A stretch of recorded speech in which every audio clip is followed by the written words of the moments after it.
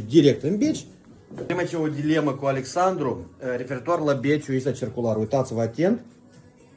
Alexandru spune, susține și vrea să mă convingă pe mine că acest beci circular în casa particulară, este un obiect de comoditate, sau cum să numim? Da, de comoditate, în primul rând, că și e comod să ai toate produsele și băuturile la îndemână. E comod că nu trebuie să ieși afară, de exemplu, pe zăpadă, dar în ciupicei, în shorts, poți să intri în beciul ăsta și să-ți iei o sticlă de vin sau niște conserve. Eu intuiesc și am opinia că este un obiect de lux în casă, pentru că să arătăm la cumătru, la prieteni. Uitați-vă și beci frumos am eu în casă. Voi ce părere aveți despre asta?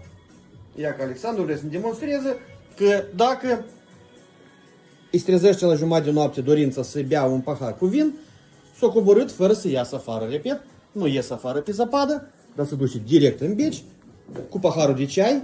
Te rog frumos, nu ridica temperatura în... Și că ți-ai luat și te-ai ridicat sus și te-ai așezat la masă și servești mai departe. Nu trebuie să te încalci, Deci, să te îmbraci, să te duci. Părerile noastre le știți, scrieți în comentarii părerile voastre. Mersi.